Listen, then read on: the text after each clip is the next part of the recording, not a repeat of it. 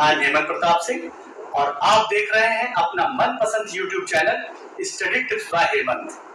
आज हम लोग अर्थमेटिक प्रोग्रेशन पार्ट 2 पर वर्क करने जा रहे हैं और अगर आपको अर्थमेटिक प्रोग्रेशन पार्ट 1 पर कोई प्रॉब्लम हो या आप फंडामेंटल देखना चाहते हो तो आई बटन पर आप हमारे फर्स्ट वीडियो को देख सकते हैं, उससे अपने जो फंडामेंटल कॉन्सेप्ट हैं उनको क्लियर कर सकते हैं।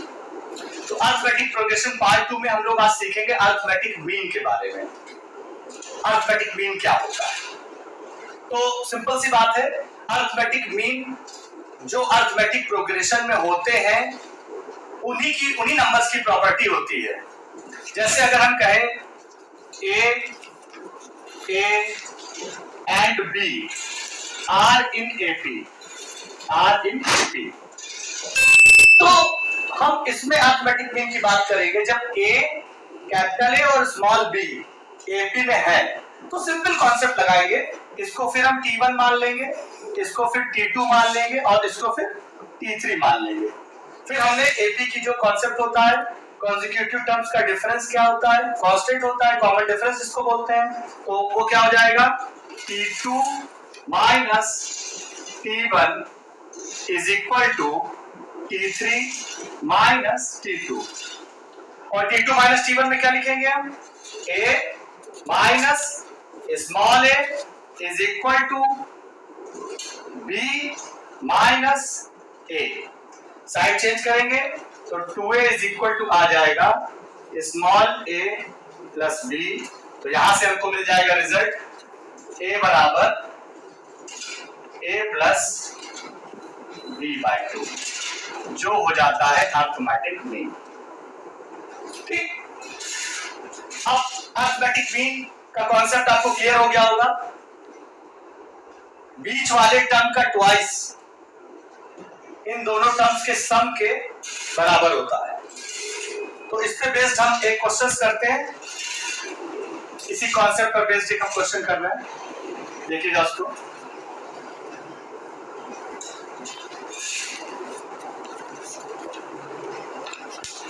इसी कॉन्सेप्ट पर बेस्ड क्वेश्चन देखिए। अब तरीका क्या है कि जैसे हम आपको कोई टर्म देंगे, हमने दिया 2n माइनस 1 एक टर्म दिया, दूसरा टर्म दिया आपको हमने 3n प्लस 2।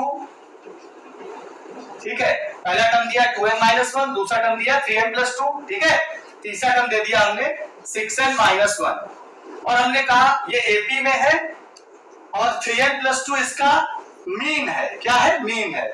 n की वैल्यू निकालो, n की वैल्यू निकालो। तो सिंपल सी बात है, आप क्या करोगे, आप वही कॉन्सेप्ट लगा दो, ये a हो गया, ये स्मॉल a हो गया और ये स्मॉल b हो गया, यानी 2 टाइम्स a बराबर स्मॉल a प्लस b। तो स्मॉल a प्लस b क्या हो गया, स्मॉल a क्या है 2n माइनस 1, इसको a ले लिया, प्लस b 6n माइनस 1 और 2a की जगह क्या लिखेंगे 2 times 3n plus 2, value put कर दीजिए तो ये क्या हो जाएगा 6n प्लस 4 और ये क्या हो जाएगा 6n और 2n कितना हो गया 8n हो गया, 8n माइनस 2। साइड चेंज कर दीजिए, साइड चेंज आप करोगे तो क्या हो जाएगा, ये उधर जाएगा तो हो जाएगा 2n, इसको इधर लाओगे तो हो जाएगा 6, तो n बराबर क्या आ गया 3, n इक्वल टू 3। अब आप कैलकुलेशन एक बार चेक कर सकते हैं, 8n में से उधर 6n को माइनस करेंगे तो 2n बचेगा, 4 प्लस 2 6, n इक्वल टू 3 आ गया। अब आप अगर इस कॉन्सेप्ट को चेक करना चाहें कि हमने जो कैलकुलेशन की है वो सही है कि नहीं है, तो उसके लिए आप n की वैल्यू का सब्स्टिट्यूट कर दीजिए।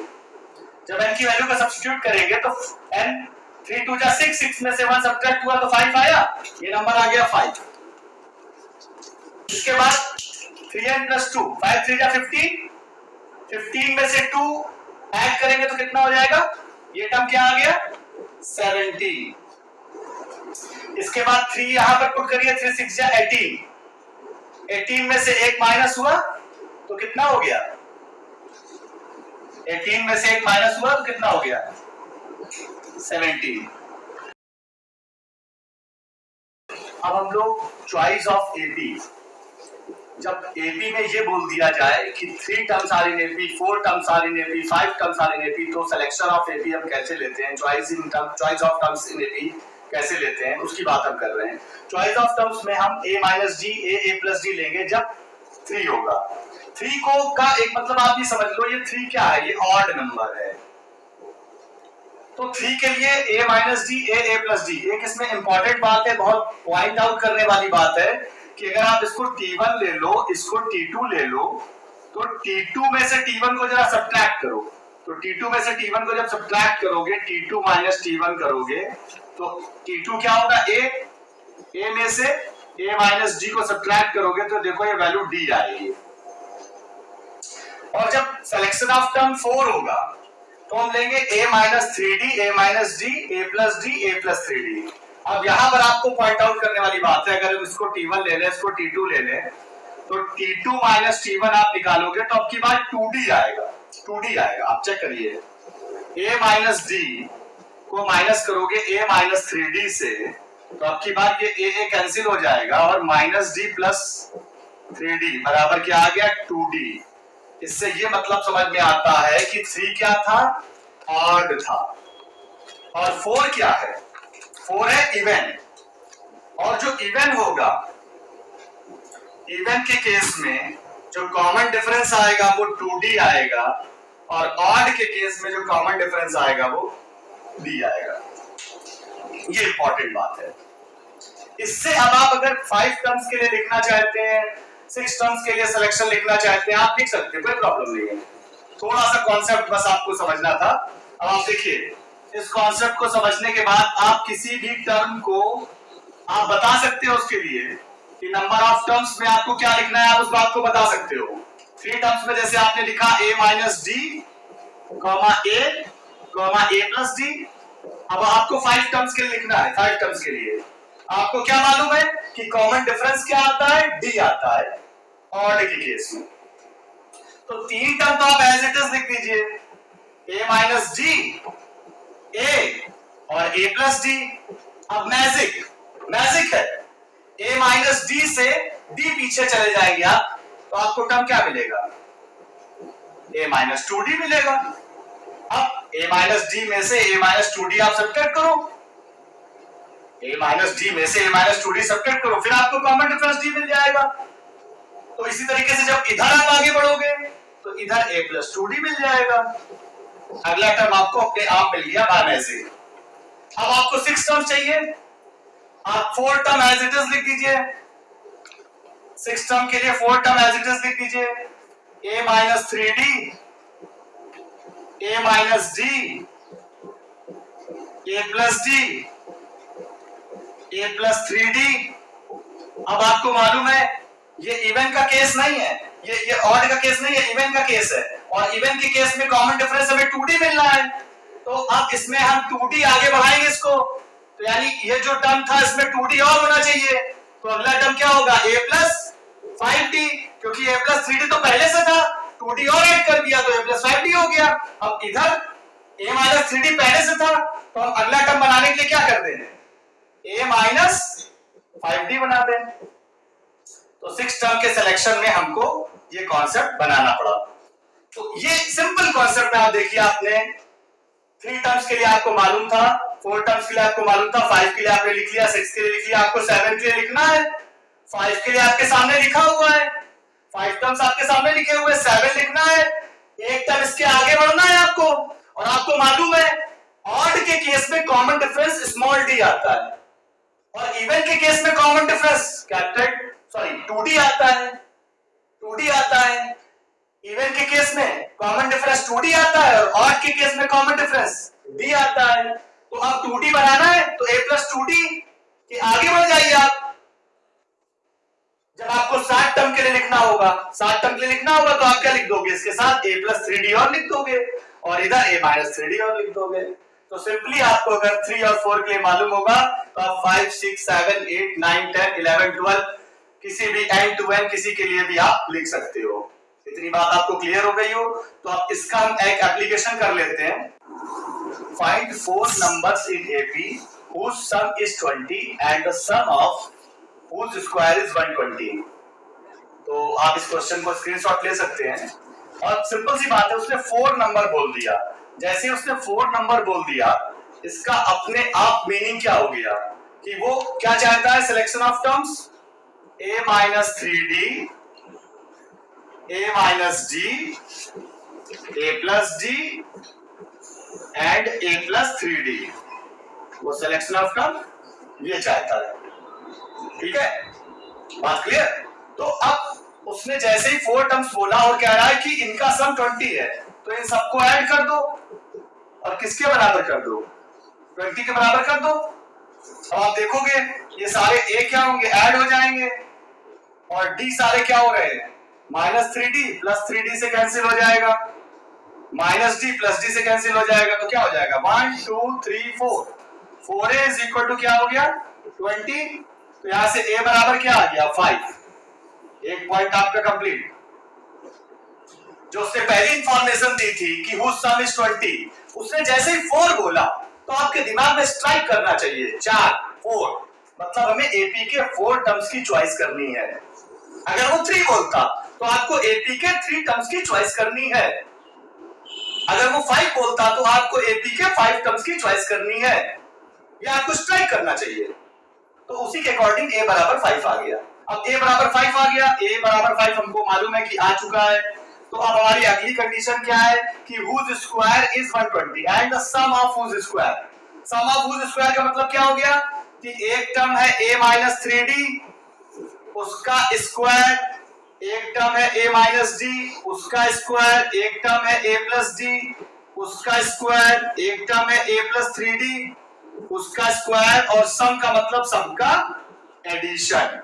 वो किसके बराबर है, उसकी वैल्यू किसके बराबर है 120 के बराबर, 120 के बराबर है। ओके, अब आप इसको इस स्क्वायर को ओपन कर लीजिए। इस स्क्वायर को ओपन करेंगे तो क्या हो जाएगा a square plus 9d square minus 6ad plus a square plus d square minus 2ad। इसके बाद a square plus d square plus 2ad, इसको आप ओपन करेंगे तो क्या हो जाएगा a square plus 9d square plus 6ad, that is equal to 120, that is equal to 120। अब देखिए इसमें से 6ad ये माइनस का और 6ad ये प्लस का कैंसिल हो गया, 2ad ये माइनस का 2ad ये कैंसिल हो गया। जो अब आपकी कैलकुलेशन बच रही है उसको देखिए आप, a स्क्वायर ये बच रहा है, a स्क्वायर ये बच रहा है, a स्क्वायर ये बच रहा है, a स्क्वायर ये बच रहा है, ये 4 a स्क्वायर हो गए।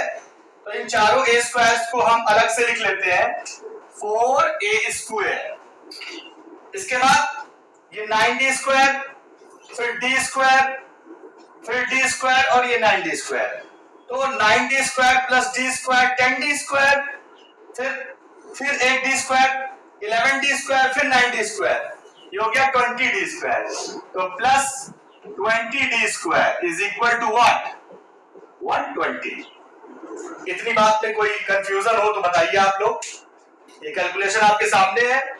उसने कहा कि सम ऑफ हुज स्क्वायर इज 120, तो सारे नंबर्स के स्क्वायर को सम करके 120 के बराबर मैंने कर दिया। अब इस कैलकुलेशन को आप करेंगे जब आगे फर्दर, तो आप देखिए a तो आपकी वैल्यू, a की वैल्यू 5 आ चुकी थी, आप उसको सब्स्टिट्यूट कर दीजिए 4 टाइम्स a की वैल्यू क्या थी 5 का स्क्वायर प्लस 20d का स्क्वायर इज इक्वल टू 120। तो क्या हो गया भाई, अगला स्टेप क्या हो गया, ये 5 5 जा 25, 25 4 जा 100 plus 20d square is equal to 120। यहां से आप क्या करोगे, 100 को उधर साइड चेंज कर दो, 100 को साइड चेंज कर दो, तो 20d स्क्वायर बराबर क्या हो जाएगा 20 हो जाएगा। तो यहां से d स्क्वायर की वैल्यू क्या आ गई 20/20 बराबर 1। d की वैल्यू जो यहाँ आपकी प्लस माइनस 1 आई है, तो d की वैल्यू यहाँ पर 2 है, एक +1 एक -1, और जो आपने 4 टर्म सेलेक्ट किए थे वो a-3d, a-d, a+d और a+3d थे। तो चूंकि डी की वैल्यू आपकी दो आई है, एक +1 और एक -1, तो जब आप +1 रखोगे तो आपको एपी के टर्म्स कुछ मिलेंगे, और जब आप -1 रखोगे तो एपी के टर्म्स आपको कुछ मिलेंगे। जब आप +1 रखोगे तो +1 रख करके देख लो आपको एपी के टर्म्स क्या मिलेंगे। ए आपका क्या था 5, और जब आपने +1 रखा तो 3 इंटू क्या रखोगे 1, तो 5 में से 3 सब्ट्रैक्ट हुआ, एपी क्या टर्म क्या मिला 2। अब ए था 5 में से आपने क्या 1 सब्ट्रैक्ट किया, एपी का अगला टर्म क्या मिला 4। तो इससे आपको समझ में आना चाहिए कि अगली सीरीज आपको क्या मिलने वाली है 2 4 6 8। सिमिलरली जब आप -1 रखोगे, ये d बराबर 1 पर आपको सीरीज मिल रही है, ये d बराबर 1 पर ये सीरीज मिल रही है आपको। जब आप d बराबर -1 रखोगे, d बराबर -1 रखोगे तो आपको आंसर अलग मिलेगा। आप चेक कर सकते हैं, d बराबर -1 रखेंगे आप जब 5 माइनस 3 इंटू -1, तो ये टर्म देखिए क्या बन गया 8 बन गया।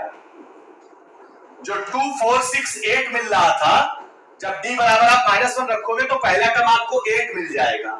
तो सिमिलरली आपको कॉमन सेंस भी होना चाहिए, अगला टर्म आपको 6 मिलने वाला है, और उसके बाद इसके बाद अगला टर्म आपको क्या मिलने वाला है 4 मिलने वाला है, और इसके बाद आपको अगला टर्म क्या मिलने वाला है 2 मिलने वाला है। ठीक है, सारी चीजें आपकी डिपेंड करेंगी आपके कॉमन सेंस पर। कॉमन सेंस भी बहुत इंपॉर्टेंट चीज है किसी भी टॉपिक को करने के लिए। तो ये आपको क्वेश्चन क्लियर होना चाहिए जो मैंने आपको चॉइस ऑफ एपी पर बताया है। बहुत सारे क्वेश्चंस बन सकते हैं, इनफाइनाइट क्वेश्चंस मैं फ्रेम कर सकता हूं यहीं पर खड़े खड़े, पर पहले मैं आपको खाली क्वेश्चन करने का तरीका थ्योरी में कैसे अप्लाई किया जाए वो सिखा रहा हूं। मेरे अदर वीडियोस मिलेंगे क्विक कैलकुलेशंस के, उसमें हम पूरी एपी कराएंगे, हर क्वेश्चन कराएंगे, हर तरह के क्वेश्चंस को कराएंगे एप्लीकेशंस में। वो हमारी आपको वीडियो आएगी अरिथमेटिक प्रोग्रेशन क्विक कैलकुलेशंस, उसमें आप उसको करिएगा। पहले आप फंडामेंटल को सीखिए। अगला पॉइंट हम लोग सीखने जा रहे हैं sum of n terms in AP. Sum of n terms in AP, देखिए हम लोग सीखने जा रहे हैं sum of n terms of an AP. Sum of n terms of AP को सीखने के लिए हमें एक बात बहुत इंपॉर्टेंट जाननी होगी। एक लॉ होता है क्रम विनिमय नियम, जिसको हिंदी में बोलते हैं और इंग्लिश में बोलते हैं कॉम्यूटेटिव लॉ। इस लॉ के अंतर्गत हमें यह सीखना होता है कभी भी हम दो नंबर्स को ऐड करते हैं तो इसका एक सिंपल मतलब होता है कि अगर हम 2 + 3 = 5 लिख रहे हैं तो क्रम विनिमय नियम के अकॉर्डिंग 3 + 2 = भी 5 होता है। यानी नंबर्स को उनकी ऑर्डर को पलट करके ऐड करने पर नंबर्स का एडिशन चेंज नहीं होता है, उनका योग चेंज नहीं होता है, उनका एडिशन चेंज नहीं होता है। उसी नियम को हम एपी में अप्लाई करते हैं। मैंने थोड़ा सा आपको एक्सप्लेन कर दिया क्योंकि मैं इस लॉ को यूज करके एपी के सम का फॉर्मूला बनाने जा रहा हूं। तो इस लॉ के बारे में मालूम होना चाहिए कि नंबर्स का ऑर्डर चेंज करके ऐड करने पर नंबर चेंज नहीं होता, उसका सम चेंज नहीं होता है। ठीक है, ये होता है और इसको मैं अप्लाई करूंगा अभी। अब देखिए, जैसे किसी एपी की हम बात करें, मान लीजिए कोई एपी है जिसका फर्स्ट टर्म t1 है वो a है, t2 जो है वो a + d है, इसी तरह t3 जो है वो a + 2d है। इसी तरह जब आगे बढ़ेंगे तो जो tn होगा वो a + n - 1 × d होगा। ये सब मैं आपको पहले लेक्चर में बता चुका हूं, उसको आप हमारे आई बटन में देख सकते हैं। इसके प्रूफ में अगर आपको कोई प्रॉब्लम हो जनरल टर्म के, तो tn जो होगा वो a + n - 1 × d होगा। तो अगर हम इस सीरीज को जोड़ना चाहते हैं, s सारे टर्म्स को जोड़ना चाहते हैं, तो s बराबर क्या लिखेंगे हम, a पहला टर्म प्लस a + d दूसरा टर्म प्लस तीसरा टर्म क्या a + 2d and so on, a + n - 1 × d। General term nth term हो गया, nth टर्म से n - 1th टर्म क्या हो जाएगा, a + n - 2 × d। Okay, a + n - 2 × d। अब ये सारे टर्म्स एपी में है और हम इनको ऐड करके इसका सम निकालना चाहते हैं। s मतलब सम, s का मतलब क्या है, सम।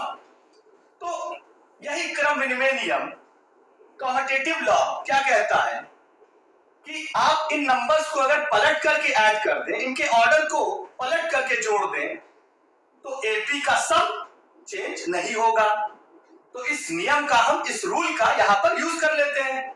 हम इन सारे नंबर्स को रिवर्स करके ऐड कर लेते हैं। जब रिवर्स करके ऐड करेंगे तो सम तो वही रहेगा, तो मैं फिर से एस लिखूंगा क्योंकि सम तो चेंज हुआ नहीं, तो मैं तो फिर एस लिखूंगा, लेकिन ऑर्डर बदल दूंगा। अब ए के नीचे ए ना होकर के क्या होगा, a plus n minus one into d होगा, a plus n minus one into d होगा। Okay, a plus n minus one into d first term होगा, और अगला टर्म जो इसका सेकेंड लास्ट टर्म है वो इधर से क्या हो जाएगा, सेकेंड टर्म हो जाएगा, यानी a plus n minus two into d, ये मेरा इधर हो गया।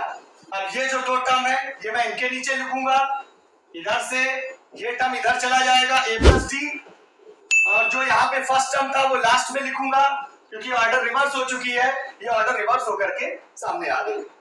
कोई प्रॉब्लम?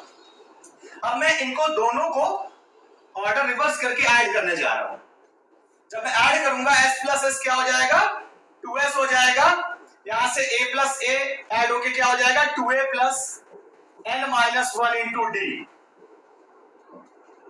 आप देखेंगे, इसके बाद आप देखेंगे कि जो ये a प्लस डी है, a प्लस डी, और ये a plus n minus two into d है, तो a प्लस डी को जब a plus n minus two into d में ऐड करेंगे तो ये भी बन जाएगा 2a plus n minus one into d. इसी तरीके से आप यहां पर आइए, जब आप इसको ऐड करेंगे आप इस कैलकुलेशन को चेक भी कर सकते हैं। एक बार एक कैलकुलेशन हम करके दिखा दे रहे हैं। a प्लस ए 2a, फिर इसके बाद ये क्या हो जाएगा, plus n d minus two d, n d minus two d, साथ में plus d, n d minus two d में से माइनस टू डी में से डी घट गया तो क्या बचा, माइनस डी बचा। अब जब उसको कॉमन ले लेंगे तो क्या हो जाएगा, n minus one into d बन गया। तो यही कैलकुलेशन आप सॉलिटरी भी कर सकते हैं, ठीक है। अब जब आप इसको ऐड करेंगे तो क्या हो जाएगा, 2a plus n minus one into d. ऐसे कितने टर्म्स हैं, ये a plus d, a plus two d, a plus n minus two into d, कहां तक, n टर्म्स तक। ये भी कहां तक, n टर्म्स तक। n टर्म्स तक पहला, n टर्म्स तक दूसरा, तो दोनों ऐड करके जो आएगा वो भी तो n टर्म्स, यानी 2a plus n minus one into d के टोटल नंबर ऑफ कितने टर्म्स मिलेंगे, n टर्म्स ही तो मिलेंगे। अब आप ऐसे समझ सकते हैं, छोटी सी बात मैं आपको बताता हूं। जैसे आपसे कहा हमने 2 प्लस 2 प्लस 2 प्लस 2, कितनी बार आपने इसको ऐड किया, 3 टाइम्स ऐड किया। तो अगर इसका हमें सम निकालना है तो हम क्या कर दें, 3 इंटू 2 कर दें, सम निकल आएगा। ऐसे ऐड कर ले, 2 प्लस 2 4, 4 प्लस 2 6, या ऐसे आप समझ लीजिए आपको 10 प्लस 10 प्लस 10 प्लस 10 4 बार करना है, तो हम 4 इंटू 10 कर देंगे तो भी तो आंसर 40 आ जाएगा। या आप 10 प्लस 10 20, 20 प्लस 10 30, 30 प्लस 10 40 करिए, एक ही बात है। तो ये छोटा सा एग्जांपल मैंने आपको दिया इसलिए कि n टर्म्स ये है, n टर्म्स ये है, और दोनों ऐड होकर के जो वैल्यू आ रही है वो कांस्टेंट आ रही है। वो कांस्टेंट वैल्यू क्या आ रही है, 2a plus n minus one into D. और यही अरिथमेटिक प्रोग्रेशन की सबसे बड़ी ऑब्जर्वेशन थी जो न्यूटन ने की थी। फर्स्ट टर्म को लास्ट टर्म से जब ऐड किया तो जो रिजल्ट आया वो कांस्टेंट आया। ये न्यूटन की ऑब्जर्वेशन थी जो अरिथमेटिक प्रोग्रेशन की सबसे बड़ी प्रॉपर्टी है कि फर्स्ट टर्म और लास्ट टर्म का जो सम होता है वो हमेशा कांस्टेंट होता है, और वो वैल्यू बार बार क्या आ रही है, 2a plus n minus one into d, 2a plus n minus one into d, 2a plus n minus one into d, 2a plus n minus one into d. तो 2a plus n minus one into d कितनी बार आएगा, जब n terms को ऊपर लिया गया, n terms को नीचे लिया गया, तो ऐड होने के बाद जो टर्म्स आएंगे वो भी n टर्म्स आएंगे, यानी 2a plus n minus one into d कितनी बार आएगा, n टाइम्स आएगा। तो अगर हमें इसका सम निकालना है तो अभी जो मैंने छोटा सा एग्जांपल आपको दिया था, n टाइम्स आएगा, n बार रिपीट होगा, तो हम n से 2a plus n minus one into d को मल्टीप्लाई कर दें तो क्या हमको सम मिल जाएगा। आपको ये बात समझ में आनी चाहिए। तो 2s is equal to n into 2a plus n minus 1 into d। यहां से s की वैल्यू क्या आ जाएगी, n by 2, 2a plus n minus 1 into d। ये फॉर्मूला बन गया sum of n terms of ap का, जिसको कि आपने यहां जनरेट कर लिया। That is the formula of sum of n terms of NAP. S is equal to n by 2 2a plus n minus 1 into d. ठीक, यहां तक कोई प्रॉब्लम? अब देखिए, इस बात को समझने के बाद हम एक छोटी सी चीज और कर सकते हैं जो आप सीख सकते हैं। इसी 2a plus n minus 1 into d को अगर हम एक काम ये कर लें, इसको हम एक काम करें a plus n minus 1 into d कर लें और n by 2 को बाहर लिखा रहने दें, n by 2 को बाहर लिखा रहने दें। तो आप देखिए ये फॉर्मूला रीजनरेट हो जाएगा। अभी ये क्या है, फर्स्ट टर्म t1 है, फर्स्ट टर्म है, और ये क्या है tn। यानी फर्स्ट टर्म को जब हम लास्ट टर्म से ऐड करेंगे और नंबर ऑफ टर्म से डिवाइड कर देंगे, मल्टीप्लाई कर देंगे तो सम आ जाएगा। एक फॉर्मूला और जनरेट हो गया, s बराबर n by 2 first term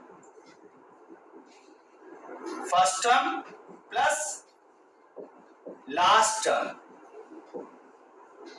first term plus last term का सम n by 2 से मल्टीप्लाई कर दे, नंबर ऑफ टर्म से मल्टीप्लाई कर दे, तो हमको जो रिजल्ट मिलेगा वो s मिल जाएगा। Sum of n terms of AP का एप्लीकेशन हम एक क्वेश्चन के थ्रू कर लेते हैं। जैसे क्वेश्चन है, sum of first 14 term of NAP is 1505। 1505 मतलब 14 टर्म्स का जो सम है वो 1505। इसका मतलब क्या हो गया, s of 14 is equal to 1505। 14 term 14 terms का सम जो है वो 1505 है। इसके बाद अगली इंफॉर्मेशन क्या है, and this first term is 10, find its 25th term. First term 10 है, मतलब T1 या A, कुछ किताबों में T1 लेते हैं, कुछ A लेते हैं, व्हाटएवर। तो वो क्या दिया हुआ है, 10 दिया हुआ है, ये इंफॉर्मेशन दी हुई है। और मेरे को वर्कआउट क्या करना है, 25th टर्म चाहिए, मतलब हमको T25 जो है वो हमको निकालना है। तो T25 हम तभी निकाल पाएंगे जब हम A तो हमको मालूम है D निकाल लेंगे, कॉमन डिफरेंस निकाल लेंगे तो हम T25 निकाल लेंगे। तो अब सिंपल सी बात है, हम एक इक्वेशन बनाते हैं। फॉर्मूला क्या होता है, n टर्म्स के सम का फॉर्मूला होता है Sn बराबर n by 2 2a plus n minus 1 into d। तो यहां पर आप देखिए S14 कितना दिया है, 1505 दिया है। यानी अब हम नंबर ऑफ टर्म्स हमको कितने, नंबर ऑफ टर्म्स के बारे में कोई इंफॉर्मेशन हमको नहीं दी जा रही है। नंबर ऑफ टर्म्स की इंफॉर्मेशन हमको क्या दी जा रही है, 14 term, sorry number of terms हमको 14 दिए जा रहे हैं। तो यहाँ पर एक इंफॉर्मेशन हमको और मालूम है, n बराबर 14। तो यहाँ पर हम क्या करेंगे, Sn बराबर यानी S14 इज इक्वल टू हम क्या लिखेंगे, 14 by 2 is equal to 2 into a कितना दिया हुआ 10 प्लस n माइनस 1 कितना हो जाएगा 14 माइनस 1 इंटू d, ये किसके बराबर हो जाएगा 1505 इज इक्वल टू 1505। ये आपकी एक इक्वेशन बन गई। अब इसको आप जब थोड़ा सा सॉल्व कर लीजिए, तो आपको इक्वेशन क्या बन जाएगी, ये 7 हो जाएगा, ये 20 हो जाएगा और ये क्या हो जाएगा 13d हो जाएगा। तो जरा इसको थोड़ा सा सॉल्व आउट करके लिखिए। 7 ब्रैकेट में कितना हो गया 20 plus 13d is equal to 1505। ठीक है, अब 1505 को 7 से डिवाइड कर दीजिए तो कितना आ जाएगा 215 आ जाएगा। 20 plus 13d is equal to 7 से 1505 को डिवाइड कर दीजिए तो ये वैल्यू आएगी 215। ठीक है, अब इसके बाद 13d इज इक्वल टू क्या हो जाएगा 215 माइनस 20, इसको इससे सब्ट्रैक्ट कर दीजिए, ये वैल्यू इससे सब्ट्रैक्ट कर दीजिए, माइनस 20 सब्ट्रैक्ट कर दीजिए। इसके बाद d की वैल्यू निकालिए, जब आप सब्ट्रैक्ट कर देंगे तो d की वैल्यू क्या आ जाएगी 13d इक्वल टू क्या आ जाएगा 195। तो यहां से d बराबर क्या आ जाएगा 195 को 13 से डिवाइड कर दीजिए तो ये वैल्यू आ जाएगी 15। अब आपका d आ चुका है 15, ए आपका 10 गिवन था और आपको निकालना है T25। T25 का मतलब क्या हुआ, A प्लस किसी भी जनरल टर्म के लिए जो फॉर्मूला होता है Tn बराबर, वो होता है Tn बराबर A plus n minus 1 into D होता है, ये जनरल टर्म का फॉर्मूला होता है। तो T25 के लिए लिखेंगे तो n बराबर 25 लिख दिया, और A क्या है, A क्या है 10 है, 10 प्लस इसके बाद n माइनस 1 क्या लिखेंगे 25 माइनस 1, और d की वैल्यू आपकी 15 आई है इंटू 15। तो ये वैल्यू आप निकालिए जरा, 10 प्लस 24 इंटू 15। ये बात आपको समझ में आनी चाहिए कि 25 आप जब निकाल रहे हो तो अब यहाँ पे 24 इंटू 15 करोगे और प्लस 10 करोगे तो ये वैल्यू आपकी 370 आ जाएगी। ये 360 आएगा, प्लस 10 करोगे 370 आ जाएगा। तो T25 25वां टर्म आपका 370 हो जाएगा। ठीक, तो ये आपका एक शॉर्ट एप्लीकेशन हो गया किस चीज का, sum of n terms of NAP।